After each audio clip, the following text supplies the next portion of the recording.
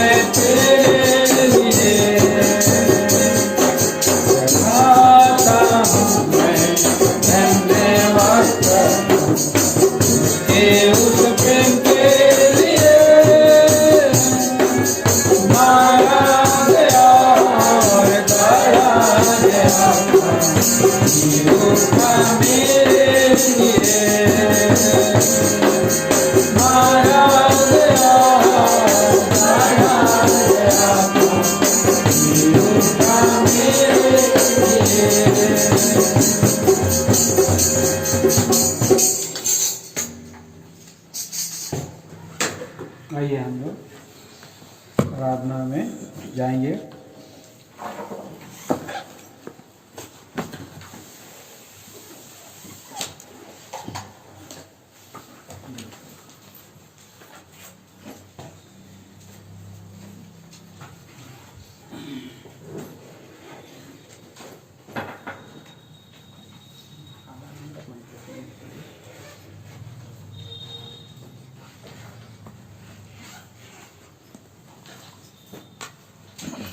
प्रभु का धन्यवाद हो और प्रभु ने हमें एक दिन और सुंदर समय दिया है कि हम प्रभु की आराधना करें। हम जाने से पहले, आराधना में जाने से पहले हम प्रभु का वचन में से पढ़ेंगे भजन संहिता 148 अध्याय।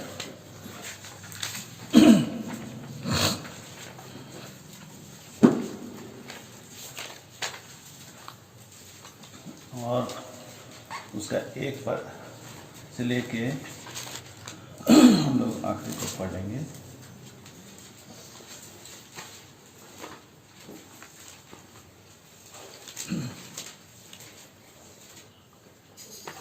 भजन संहिता 148 और उसका एक अध्याय से लेके, एक पद से लेके हम 14 पद तक हम है उसको पढ़ लेंगे। एक पद मैं पढ़ूंगा, दूसरा पद आप पढ़ें। या की स्तुति करो, यहोवा की स्तुति स्वर्ग में से करो, उसकी स्तुति ऊंचे स्थानों में करो।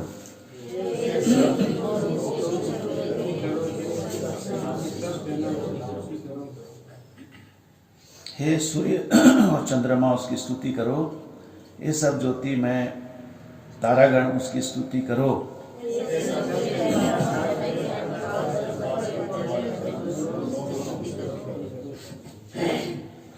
वे यहोवा के नाम की स्तुति करें, क्योंकि उसी ने आज्ञा दी और ये सिरजे गए।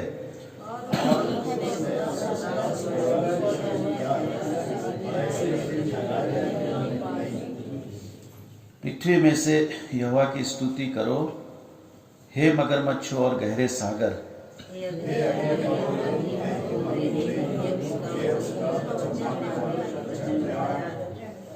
हे पहाड़ों और सब टीलों, हे फलदायी वृक्षों और सब देवदारों।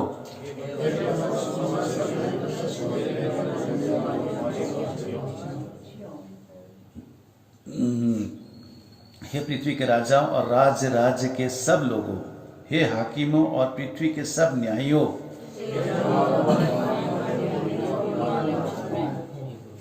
यहोवा के नाम की स्तुति करो, क्योंकि केवल उसी का नाम महान है।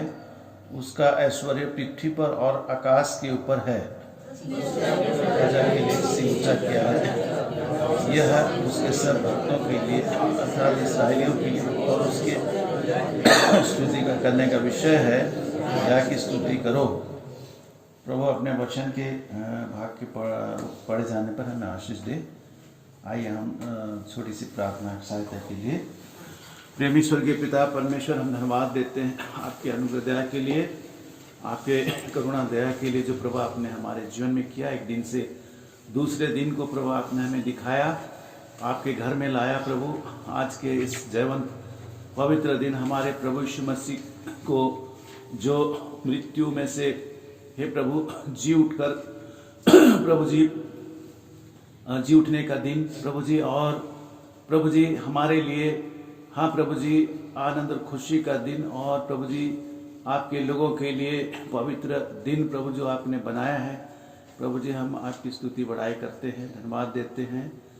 और हे प्रभु मैं संपूर्ण रीति से अपने आप को आपके हाथों में सौंप देता हूँ।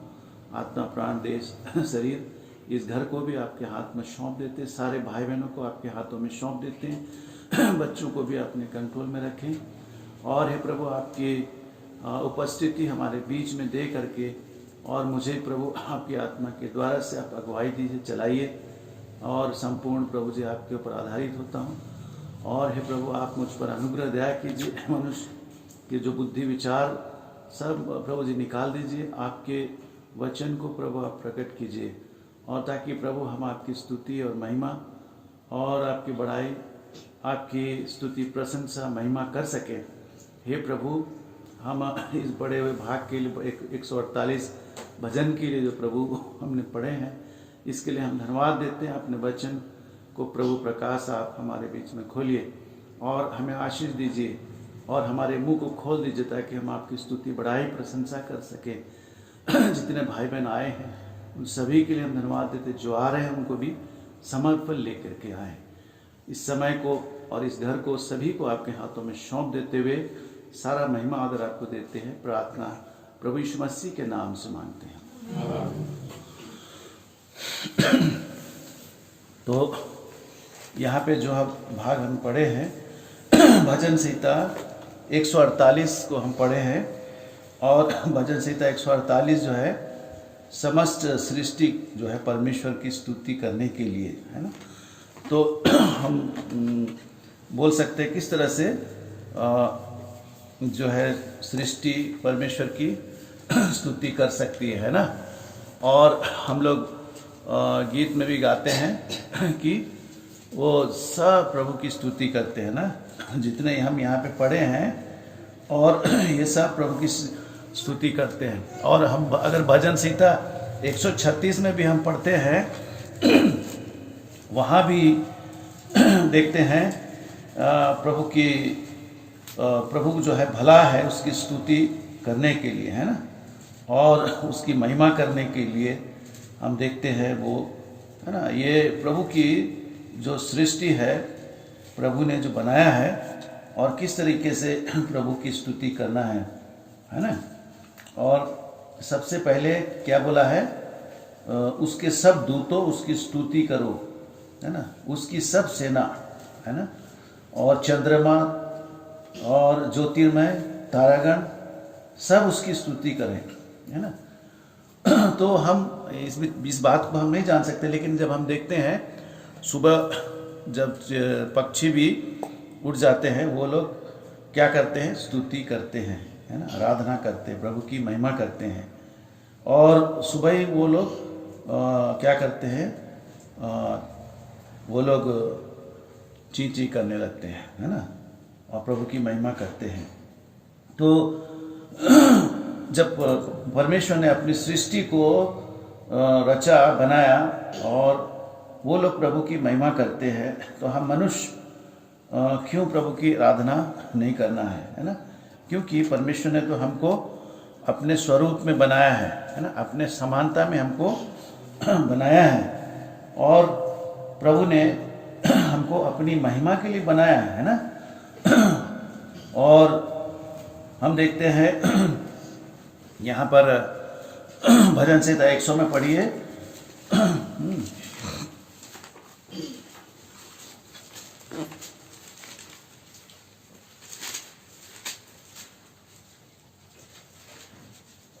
उसका 1 और 2 वचन। हे सारी पृथ्वी के लोगों, यहोवा का जय जयकार करो, आनंद से यहोवा की आराधना करो, जय जयकार के साथ उसके सम्मुख आओ। 2 पद, 3 पद।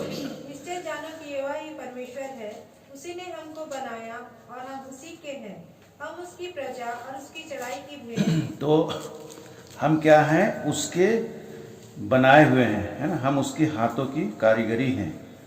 क्योंकि परमेश्वर ने मिट्टी को लेकर के है ना रचा है, परमेश्वर ने मिट्टी को लेकर के क्या किया है, आदम को बनाया है ना। और हम यहाँ पे जब पढ़ते हैं तो क्या पढ़ते हैं,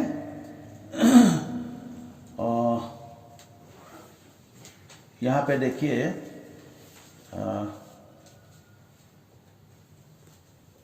ये 1 अध्याय है ना, यहाँ 27 पद में पढ़िए, 1 अध्याय का 27 पद में। उत्पत्ति 1 अध्याय उसका 27 पद।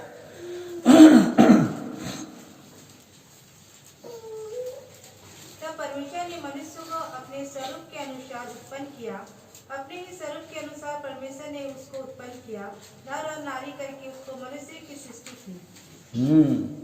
तो परमेश्वर ने मनुष्य को अपने स्वरूप में उत्पन्न किया है ना।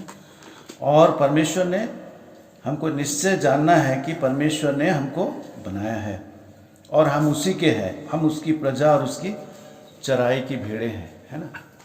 और प्रभु हमारा चरवाहा है ना। भजन संहिता 23 में भी हम पढ़ते हैं कि यहोवा मेरा चरवाहा है और मुझे कुछ घटी ना होगी।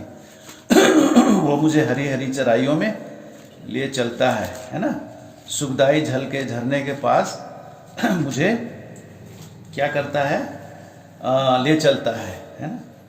तो प्रभु जो है हमारा बनाने वाला, हमारा सृष्टिकर्ता, हमारा सृजनहार परमेश्वर है और हम देखते हैं तो हम उसकी स्तुति क्यों नहीं करना है ना।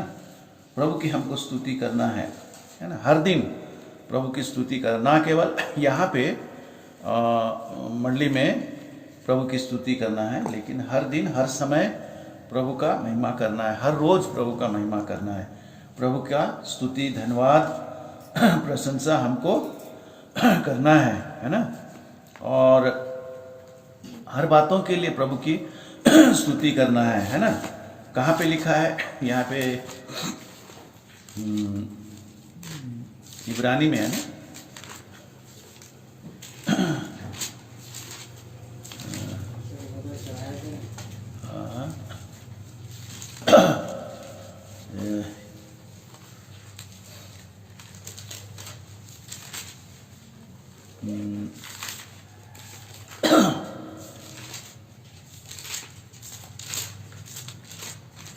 किसी को याद है तो बताएं।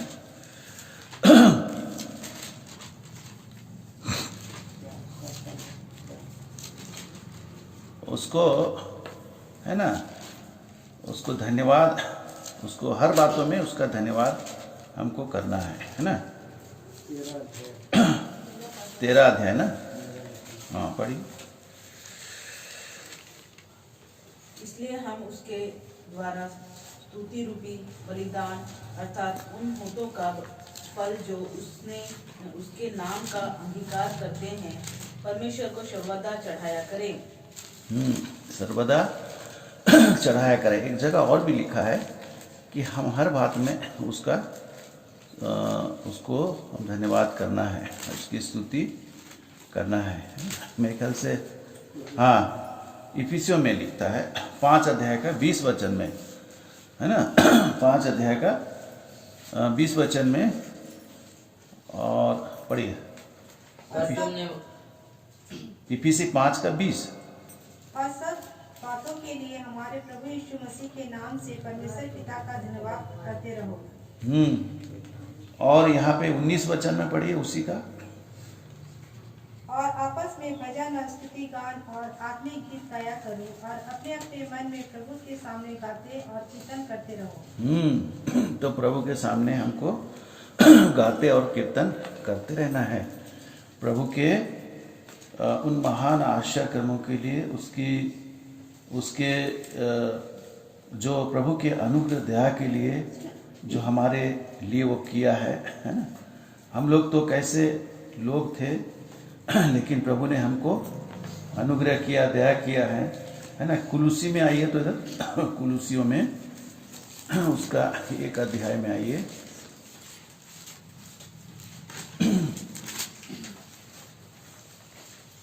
और उसका 12 और 13 वचन और 14 वचन पढ़िए। और पिता का धन्यवाद करते रहो जिसने हमें इस योग्य बनाया कि ज्योति में पवित्र लोगों के साथ मिरास में सहभागी हो। उसी ने हमें अंधकार के वश से छुड़ाकर अपने प्रिय पुत्र के राज में प्रवेश कराया, जिसमें हमें छुटकारा अर्थात पापों की क्षमा प्राप्त होती है। तो पिता का धन्यवाद करना है ना, जिसने हमें इस योग्य बनाया है। किस योग्य? क्या बनाया है? कि ज्योति में पवित्र लोगों के साथ मिरास में सहभागी किया है ना। प्रभु ने का जो मिरास में हमको संभागी किया है ना। और यहाँ पे पढ़िए 1 अध्याय, इफिसी 1 अध्याय का उसका 4-14 वचन में, 13-14। और उसी में तुम पर भी जब तुमने सत्य का वचन सुना जो तुम्हारे उद्धार का सुसमाचार है और जिस पर तुमने विश्वास किया, प्रतिगत हुए पवित्र आत्मा की छाप लगी। वह उसके लिए मोल लिए हुए के छुटकारे के लिए हमारी मिरास का बयाना है कि उसकी महिमा की स्तुति हो। तो उसके मिरास में, है ना, पवित्र लोगों के साथ मिरास में सहभागी किया, है ना। मतलब वो हमारी मोल लिए हुए के छुटकारे के लिए हमारी मिरास का बयाना है ना, मिरास, है ना। और वो ऐसा मिरास है ना। और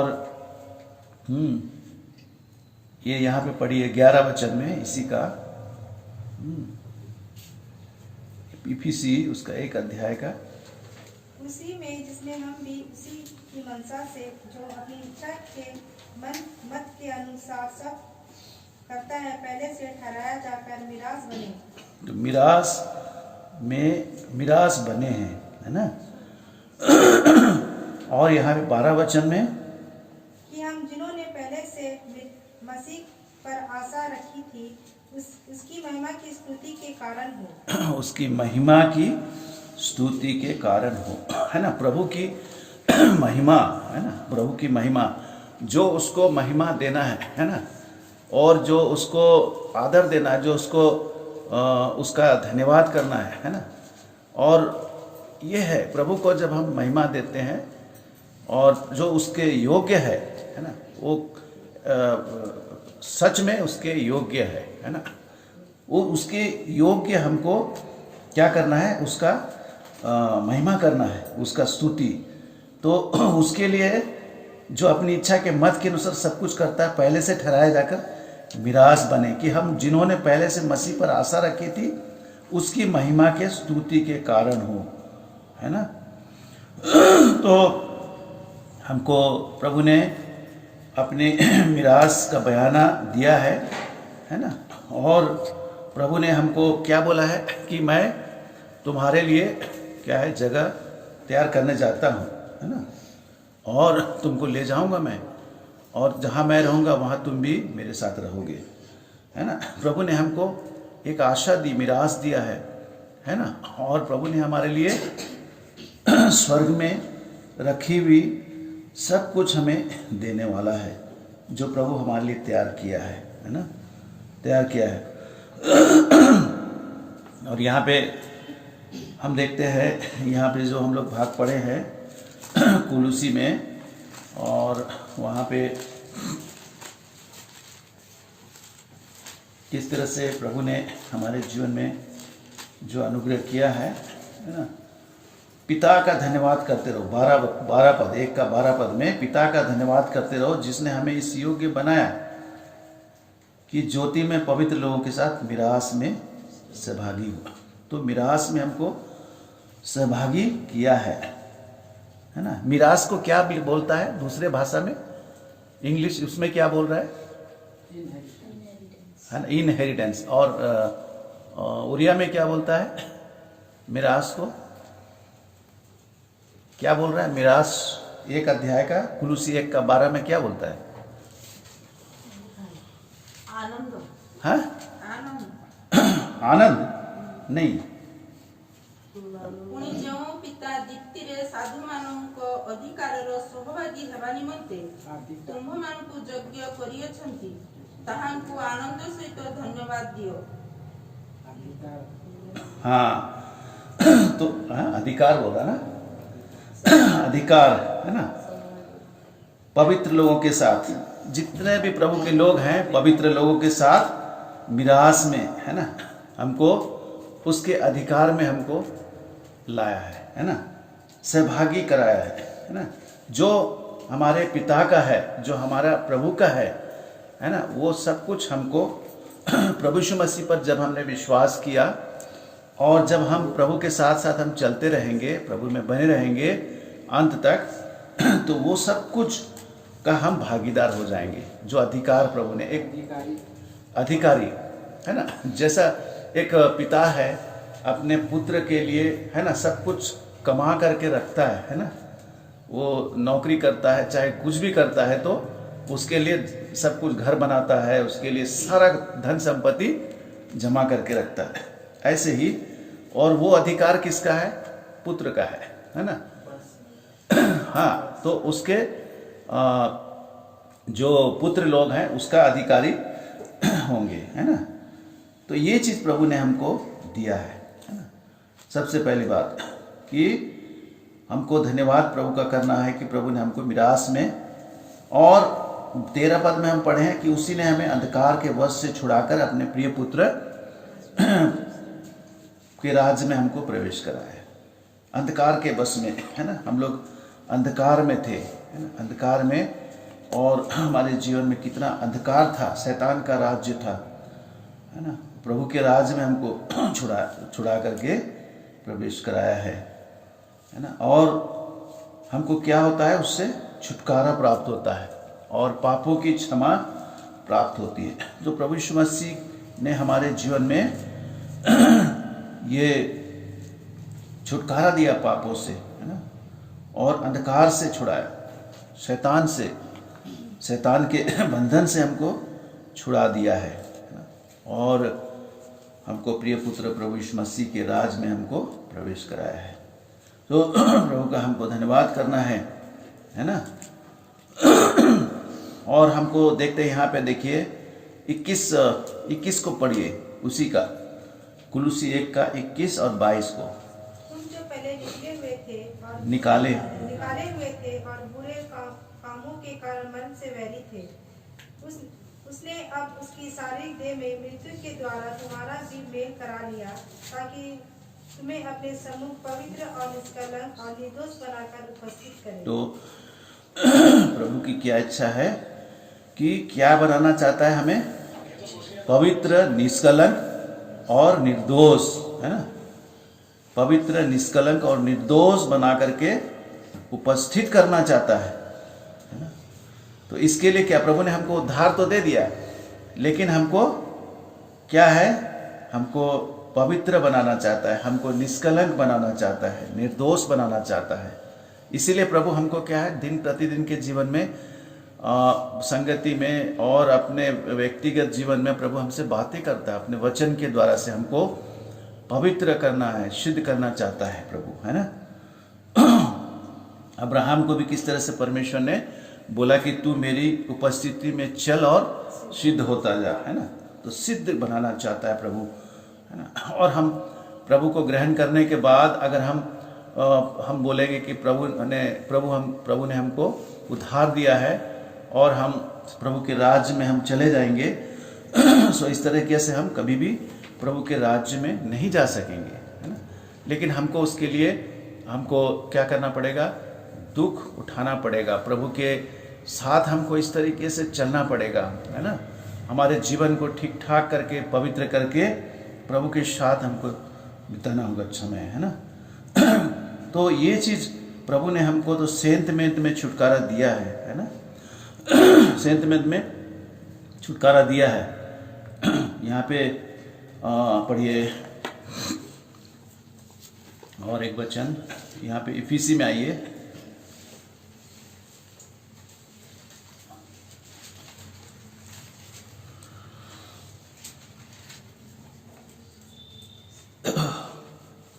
अच्छा, इसमें हमने पूरा इसको ये किया नहीं है। तो प्रभु जो है यहाँ कुलुसी में हम 1 का 21 में जो पढ़े हैं, वहाँ पे लिखता है, तुम जो पहले निकाले हुए थे और बुरे कामों के कारण मन से बैरी थे, है ना? बुरे कामों के कारण, है ना? हमारे काम के द्वारा हम जो भी काम करते थे, हम क्या थे? बुरे काम थे हमारे, और प्रभु, है ना, मन से बैरी थे, है ना? मन से बैरी थे। तो इसीलिए प्रभु ने हमको क्या किया है? हमारे पापों को शुद्ध किया, क्षमा किया, है ना? अंधकार में से छुड़ाया और प्रिय पुत्र के राज में हमको प्रवेश कराया। तो उसकी हमको स्तुति करना है प्रभु की, है ना? प्रभु की स्तुति और उसकी आराधना हमको करना है। यहाँ 148 में आए,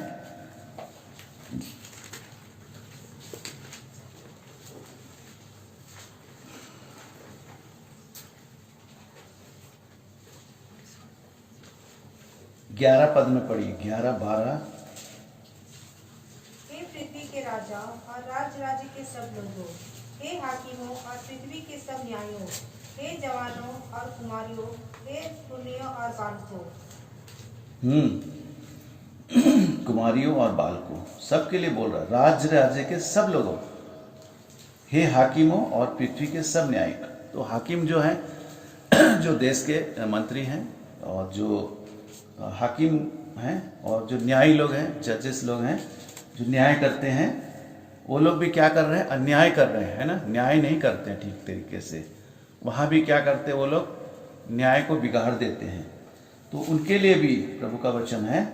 और जवान और कुमारी, पुरनियों, है ना, बुजुर्ग लोग और बालकों, बालक लोगों के लिए भी प्रभु का क्या वचन है कि उसकी यहोवा के नाम की स्तुति करो, क्योंकि केवल उसी का नाम महान है। 13 वचन में, उसका ऐश्वर्य पृथ्वी पर और आकाश के ऊपर है ना। तो उसका नाम जो है महान है ना। उसका ऐश्वर्य पृथ्वी के ऊपर है ना। ऐसे प्रभु की हमको महिमा करना है, प्रभु की स्तुति करना है ना। और हम देखते हैं यहाँ पे कि 14 वचन में, उसने अपनी प्रजा के लिए सिंह ऊंचा किया है, यह उसके सब भक्तों के लिए अर्थात इसराइलियों के लिए और उसके समीप रहने वाली प्रजा के लिए स्तुति करने का विषय है। यहाँ की स्तुति करो। तो इसराइलियों के लिए, उसके भक्तों के लिए अर्थात इसराइलियों के लिए। तो प्रभु के भक्त लोग कौन हैं? इसराइली। केवल इसराइली हैं क्या? लेकिन प्रभु ने हमको भी अनुग्रह दिया है ना। और अन्य जाति, यहाँ पे पढ़िए तो इफिसी उसका 2 अध्याय में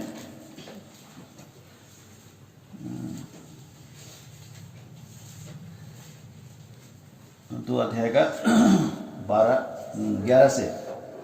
इस कारण स्मरण करो कि तुम जो शारीरिक रीति से जनजाति हो और जो लोग शरीर में हाथ के किए हुए खतने से खतना वाले कहलाते हैं, वे तुमको खतना रहित कहते हैं। तुम लोग उस समय मसीह से अलग और इस्राएल की प्रजा के पद से अलग किए हुए और प्रतिज्ञा की वाचाओं के भागी न थे, और आशाहीन और जगत में ईश्वर रहित थे। तो हम लोग कैसे थे? मसीह से अलग थे और इस्राएल की प्रजा के पद से अलग थे, है ना। यहाँ पे क्या बोलता है? उसके भक्तों के लिए अर्थात इसराइलियों के लिए, है ना। तो उसके भक्त लोग इसराइली लोग हैं, है ना। लेकिन प्रभु ने क्या किया? हम लोग जो खतना रहित लोग थे, है ना, इसराइली लोग खतना करते, लेकिन हम लोग खतना रहित लोग हैं, है ना। हम लोग कैसे हैं? ईश्वर रहित लोग और आशाहीन। हालांकि लोग क्या करते हैं? बहुत सारे पेड़ पौधा और मूर्त, है ना, सब करके क्या करते हैं? उसकी उपासना करते हैं, क्योंकि वो अपने मन के अनुसार उन्होंने किया हुआ है ना। और वो परमेश्वर नहीं है, लेकिन फिर भी उसको उन लोगों ने अपने इच्छा के अनुसार उसको चलाने के लिए उसको क्या करते हैं?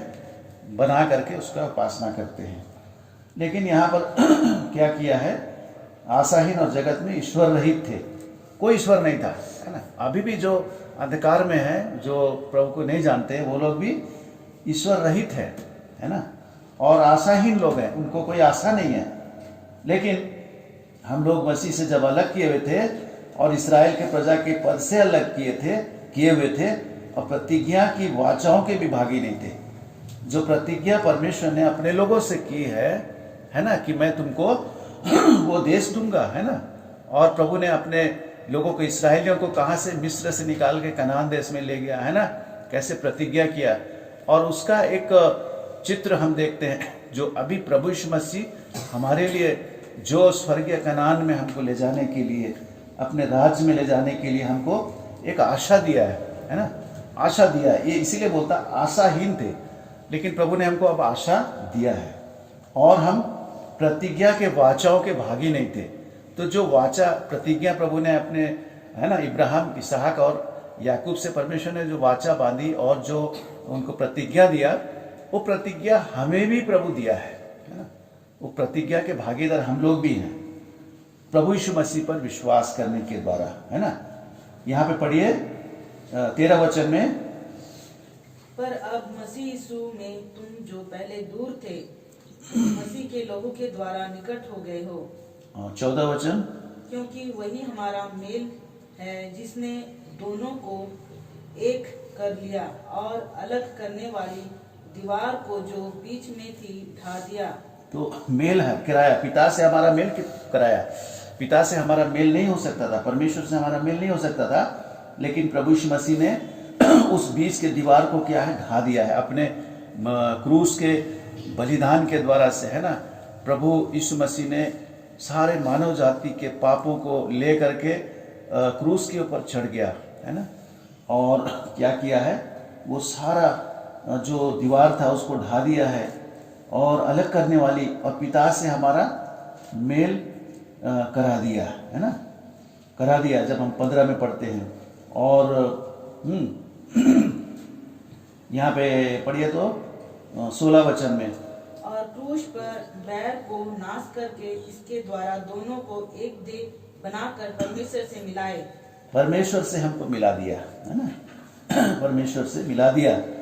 और 17 वचन, उसने आकर तुम्हें जो दूर थे और उन्हें जो निकट थे दोनों को मेल मिलाप का सुसमाचार सुनाया। तो दूर थे, जो लोग दूर थे, है ना, और जो लोग निकट थे, जो प्रभु यीशु मसीह के लोग थे और जो दूर थे, है ना, उनको क्या किया, सबको मिला दिया है ना, सबको मिला दिया है, चाहे वो इस्राएली हो, चाहे कोई भी हो, है ना, और चाहे वो अन्य जाति हो, वो सबको प्रभु ने उस क्रूस के द्वारा, है ना, क्रूस के बलिदान के द्वारा से क्रूस पर बैर को, जो बैर भाव था, उस सबको क्या कर दिया, मिटा दिया, है ना, और परमेश्वर से मिलाप कराया, है ना, और मेल मिलाप का सुसमाचार सुनाया, जो दूर थे और जो निकट थे। और क्या किया, यहाँ पे पढ़िए 19 में, इसलिए तुम अब विदेशी और मुसाफिर नहीं रहे, परंतु पवित्र लोगों के संगी, स्वदेशी और परमेश्वर के घराने के हो गए हो। अब क्या है, आप विदेशी नहीं है ना, आप फॉरेनर नहीं है, आप क्या है, ना मुसाफिर है, परंतु पवित्र लोगों के संगी, स्वदेशी और परमेश्वर के घराने के हो, है ना। तो पवित्र लोगों के साथ हम लोग एक हो गए, संगी बनाया उनके साथ हमें, है ना। ये प्रभु का अनुग्रह है, ये प्रभु का जो दया है हमारे जीवन में, जो उसने हमारे लिए किया है ना। यहाँ पे पढ़िए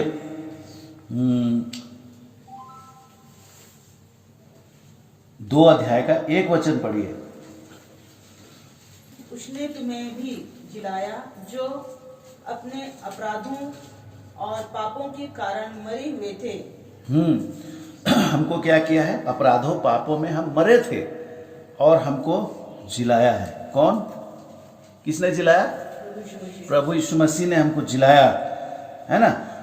और देखिए यहाँ पे 3 पद पढ़िए, इसमें हम भी सब के सब पहले अपने शरीर की लालसाओं में दिन बिताते थे और शरीर और मन की इच्छाएं पूरी करते थे और अन्य लोगों के समान स्वभाव ही से क्रोध की संतान थे। तो परमेश्वर का क्रोध में हम लोग जी रहे थे, है ना, परमेश्वर का दंड हमारे पर आने वाला था, लेकिन प्रभु का धन्यवाद करते हैं कि प्रभु ने हमको उद्धार मुक्ति दिया, अपना पुत्र हमको बनाया, अपना बेटा बेटी हमको प्रभु ने बनाया, और हम लोग कैसे प्रभु शरीर की लालसाओं में दिन बिताते थे, है ना, और मन और शरीर और मन की इच्छाएं भी हम लोग पूरी करते थे, है ना। तो इस तरीके से हमारा जीवन था, लेकिन प्रभु का धन्यवाद करते हैं। और यहाँ पे जो कुछ हुआ है ये देखिए कैसे हुआ है। 5 वचन पढ़िए, 4 और 5 वचन।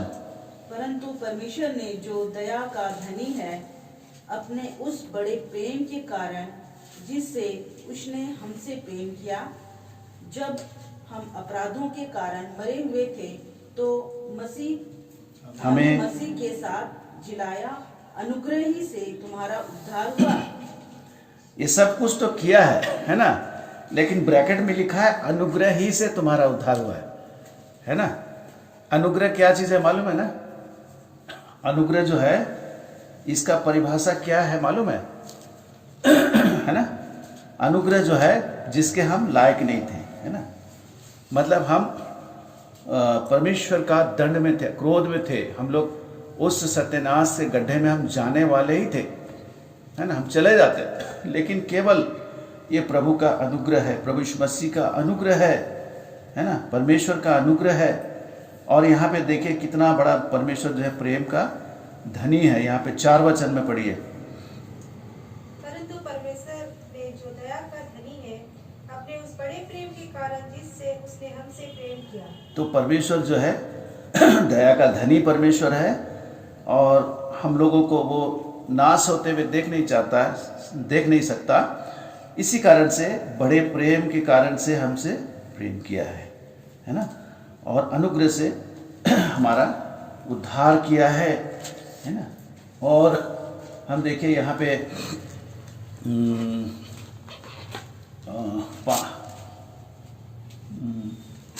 यहाँ पर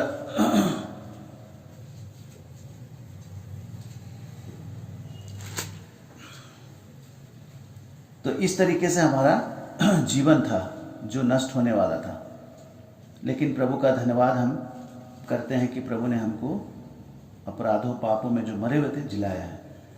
और यहाँ पे 3 वचन पढ़िए, इफिसी 1 अध्याय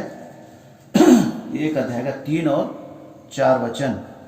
हमारे प्रभु यीशु मसीह के परमेश्वर और पिता का धन्यवाद हो कि उसने हमें मसीह में स्वर्गीय स्थानों में सब प्रकार की आत्मिक आशीष दी है, जैसा उसने हमें जगत की उत्पत्ति से पहले उसमें चुन लिया कि हम उसके निकट प्रेम में पवित्र और निर्दोष हो। तो कैसा चाहता है प्रभु कि हम उसके निकट प्रेम में पवित्र और निर्दोष हो, ये प्रभु की इच्छा है। और प्रभु ने हमको इसीलिए चुन लिया है, इसीलिए प्रभु ने हमको, प्रभु यीशु मसीह के द्वारा परमेश्वर ने हमको दया करके प्रेम करके हमको चुन लिया है। और हमारे प्रभु यीशु मसीह के परमेश्वर पिता का धन्यवाद हो, मसीह में स्वर्गीय स्थानों में सब प्रकार की आशीष दी है। तो मसीह में सब प्रकार की हमको आशीष दी है ना? स्वर्गीय स्थानों में दी है, इस संसार की आशीषें नहीं है ना? स्वर्गीय आशीष है ना? संसार की आशीष क्या है ना? अच्छा है ना? अच्छा क्या है? मकान, अच्छा पैसा है ना? बिल्डिंग्स, और ये सब चीज़ संसार की सुख सुविधाएं हैं, आशीषें हैं। लेकिन ये स्वर्गीय आशीषें हैं जो प्रभु ने हमको दी हैं, है ना? और क्या किया है? हमको अच्छे जीवन में, है ना, अच्छा एक प्रभु हमको तैयार करना चाहता है। और प्रभु देखना चाहता है कि हम कैसे प्रेम में, उसके प्रेम में पवित्र और निर्दोष हों, है ना? ये प्रभु की इच्छा है। और हम लोग पढ़ेंगे आगे, पढ़ते जाइए, 5 वचन में पढ़िए, इफिसी 1 का 5 से आगे। अपनी इच्छा के भले अभिप्राय के अनुसार हमें अपने लिए पहले से ठहराया कि यीशु मसीह के द्वारा हम उसके लेपालक पुत्र उसके लेपालक पुत्र हों, इसीलिए प्रभु ने उसके भले अभिप्राय के अनुसार, है ना, भले मनसा से, भले इच्छा से क्या किया? हमें पहले से ठहराया, है ना? और जैसा हमने 4 वचन में पढ़ा कि जगत की उत्पत्ति से पहले ही, है ना, उसमें चुन लिया है। तो प्रभु जो है जगत की उत्पत्ति से पहले, है ना, जगत जब उत्पत्ति नहीं हुआ था उससे पहले प्रभु को मालूम है ना, हमारे बारे में। और इसीलिए यहाँ पे बोलता है कि उससे पहले ही प्रभु ने हमको चुन लिया है। और यीशु मसीह के द्वारा हम उसके लेपालक पुत्र होने के लिए प्रभु ने हमको चुना है। और उसके 6 पद में पढ़िए कि उसके उस अनुग्रह की महिमा की स्तुति हो जिसे उसने हमें उस प्रिय में सेंतमेंट दिया। तो सेंतमेंट, है ना? सेंतमेंट का मतलब क्या है? फ्री है ना? और उसका कोई दाम नहीं लगता है, कोई पैसा नहीं लगता है तो प्रभु ने अनुग्रह करके क्या किया है, वो जो उद्धार है हमको क्या है सेंत मेंत में दिया है, और जो कुछ उसके स्वर्गीय स्थानों में जो आत्मिक आशीषें हैं उसको देने के लिए भी प्रभु क्या करता है, हमसे कोई दाम नहीं लेता है, लेकिन हमको उसके प्रेम में पवित्र और निर्दोष होना है ना। दिन प्रतिदिन के जीवन में अपने जीवन को सही करते हुए, ठीक करते हुए, हम जो यहाँ पे प्रभु की आराधना करते हैं, है ना, हम लोग हो सकता है कि हम अपने जो है मुंह के द्वारा से हम अपने शब्दों को व्यक्त करते हैं, है ना, लेकिन प्रभु इस तरह का नहीं चाहता है। प्रभु चाहता है कि हम हृदय से उसकी, है ना, आत्मा से और सच्चाई से उसकी आराधना करना है ना। हम जैसा नहीं है, अगर हम उस तरह का आराधना कर रहे हैं तो हम क्या कर रहे हैं, झूठ, है ना, झूठ मतलब सच्चाई से हम आराधना नहीं कर रहे, है ना। यहाँ पे पढ़िए 4 अध्याय यूहन्ना में 24 वचन, 4 अध्याय का 24 वचन। परमेश्वर आत्मा है और अवश्य है कि उसकी आराधना करने वाले आत्मा और सच्चाई से आराधना करें। तो परमेश्वर कैसा है, आत्मा है ना। परमेश्वर क्या है, आत्मा है ना? और वो प्रभु यीशु मसीह को भेज दिया इस संसार में मनुष्य के रूप में, है ना, हमारे पापों के छुटकारे के लिए। प्रभु यीशु मसीह बलि हो गया हमारे लिए, सब कुछ उसने दे करके क्रूस पर अपने आप को संपूर्ण रीति से, है ना, मृत्यु तक आज्ञाकारी होकर के अपने आप को पूरा बलिदान कर दिया ताकि हम लोग बच जाएं, है ना। उसके लहू के कारण से हम लोग बच जाएं, है ना। तो हम देखते हैं यहाँ पर प्रभु चाहता है, और परमेश्वर आत्मा है, अवश्य है कि उसकी आराधना करने वाले आत्मा और सच्चाई से, है ना। सच्चाई हमारे दिल में, हमारे हृदय में सच्चाई होना चाहिए, है ना। और झूठी तरीके से प्रभु को बिल्कुल भी आराधना नहीं करना, ये प्रभु को बिल्कुल अच्छा नहीं लगता है। तो प्रभु ने जब हमको इतना अनुग्रह किया हमारे जीवन में, जिसके योग्य हम थे नहीं, लेकिन प्रभु ने उस योग्य हमको बनाया है, तो हमको कैसे बड़े, है ना, बड़े डर भय से प्रभु की आराधना करना है, सच्चाई से, है ना, आत्मा से उसकी आराधना करना है। और प्रभु ऐसे आराधना करने वालों को ढूंढता है ना। यहाँ 23 का आखिरी लाइन में पढ़िए, क्योंकि पिता अपने लिए ऐसा ही आराधकों को ढूंढता है। हाँ, तो पिता अपने लिए ऐसे आराधकों को ढूंढता है। प्रभु चाहता है कि हम उसकी आराधना आत्मा सच्चाई से उसकी आराधना उपासना करें, है ना। उधर ईपीसी में हम पढ़े हैं, और 7 वचन में, अच्छा 10 वचन में पढ़े हैं, 10 वचन में पढ़े, ईपीसी 1 का 10 में, कि समयों के पूरे होने का ऐसा प्रबंध हो कि जो कुछ स्वर्ग में है और जो कुछ पृथ्वी पर है, सब कुछ वह मसीह में एकत्र करे। तो जो कुछ स्वर्ग में है और जो कुछ पृथ्वी पर है ना, वो सब कुछ को एकत्र करेगा। एक समय आएगा प्रभु जो है सबको इकट्ठा कर देगा, है ना। अब मनुष्य को, हम लोगों को इस संसार में रख के वो तैयार कर रहा है ना। जो लोग पवित्र होंगे, होते चले जाएंगे, है ना, निर्दोष होते चले जाएंगे प्रभु के लिए, और वो लोग अंत में क्या है, एकत्र किए जाएंगे, है ना, एकत्र किए जाएंगे।